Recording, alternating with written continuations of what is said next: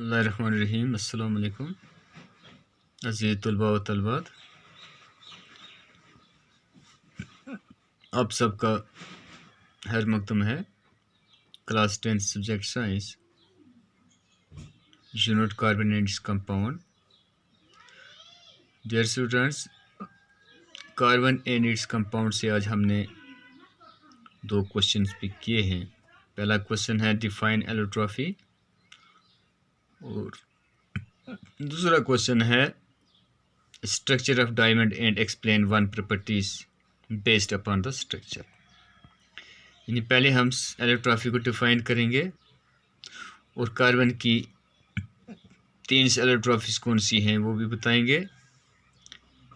फिर हम डायमंड का स्ट्रक्चर्स एक्सप्लेन करेंगे और इसकी एक प्रॉपर्टीज़ को भी हम एक्सप्लेन करेंगे upon the structure.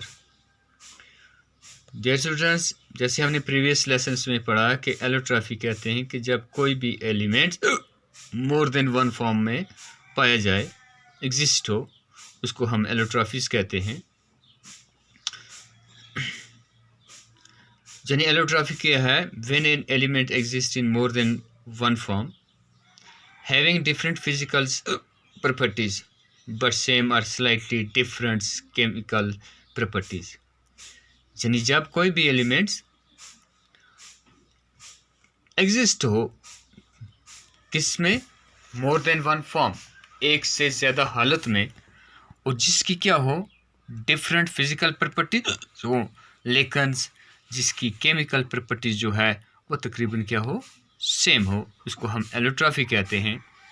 The various forms और कॉल्ड एलोट्रॉफिक फॉर्म और एलोट्रॉफीज। और इस मुख्तलिफ फॉर्म को हम क्या कहते हैं? एलोट्रॉफिक फॉर्म्स ऑफ कार्बन या एलोट्रॉफिक फॉर्म्स और allotropies. And this phenomena is known as allotropy, और इस फिनोमेना को एलोट्रॉफी कहा जाता है। The elements like carbon, sulphur, phosphorus extras show allotropies. यानी कौन से एलिमेंट्स एलोट्रॉफी शो करते हैं? Carbon, sulphur, phosphorus. The 3 allotrophic form of carbons are diamond, graphites, fluorines। यानी डायमंड, ग्रेफाइट्स और फ्लोरिन्स जो है ये एलोट्रॉफीज हैं किसकी? कार्बन की।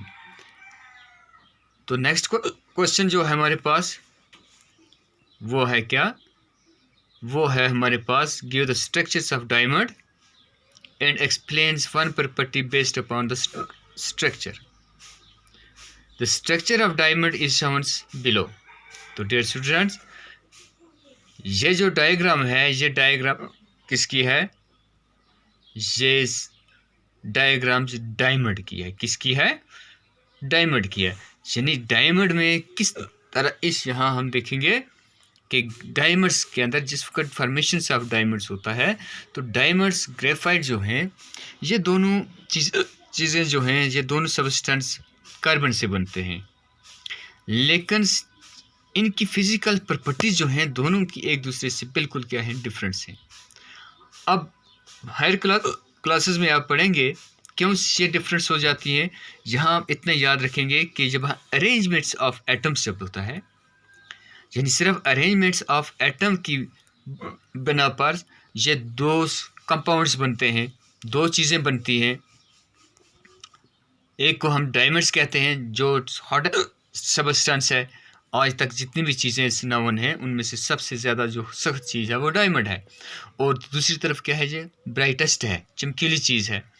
तो इसकी बनिस्बत हमारे पास ग्रेफाइट है, ये सॉफ्ट है, good conductor of heat, good conductor of electricity है, लेकिन डायमंड जो है ये बैड कंडक्टर ऑफ इलेक्ट्रिसिटी है। अब सिर्फ किसकी वजह से हुआ? अरेंजमेंट ऑफ एटम्स की वजह से हुआ।